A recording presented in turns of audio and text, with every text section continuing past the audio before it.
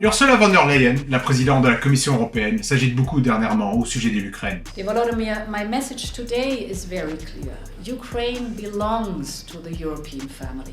Elle veut impérativement intégrer le pays dans l'Union européenne et l'armer jusqu'aux dents. Ce sont là deux très mauvaises idées. D'abord, l'Ukraine ne répond pas aux 3 critères d'adhésion de Copenhague. Elle ne présente certainement pas des institutions stables, garantissant la démocratie, l'état de droit et le respect des minorités. En Ukraine, le principal opposant, Viktor Medvedchuk, a été jeté en prison et une dizaine de journalistes y ont été assassinés depuis le coup d'État pro-américain de 2014. La maltraitance de la minorité russophone est une des causes principales de la guerre aujourd'hui. L'Ukraine n'est pas non plus une économie de marché viable. Au contraire, elle est un des pays les plus pauvres d'Europe. Elle est surendettée et au bord de la banqueroute. Troisièmement, l'Ukraine ne souscrit absolument pas aux acquis communautaires. Aussi, l'intégration de l'Ukraine de l'UE serait synonyme d'intégration probable à l'OTAN, et donc de guerre avec la Russie. Aussi fou que cela puisse paraître, c'est pourtant la voie que prend Ursula von der Leyen, qui encourage les pays de l'UE à massivement armer l'Ukraine. L'objectif des atlantistes est de transformer l'Ukraine en Afghanistan pour les Russes, afin de les affaiblir et de les ruiner. Pourtant, pour l'ancien premier ministre ukrainien Mikhail Azarov,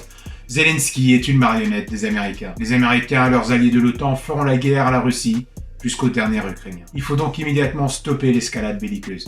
Trop de sang ukrainien et trop de sang russe ont déjà été versés. L'Europe doit cesser d'être le valet de Washington. Cessons d'envoyer des armes à Kiev. L'Ukraine n'a pas besoin de missiles, elle a besoin de paix. Cette paix passe par sa neutralité et son engagement à ne pas rejoindre l'OTAN. Cela ne semble pas être un prix cher à payer pour elle, ni pour la paix en Europe.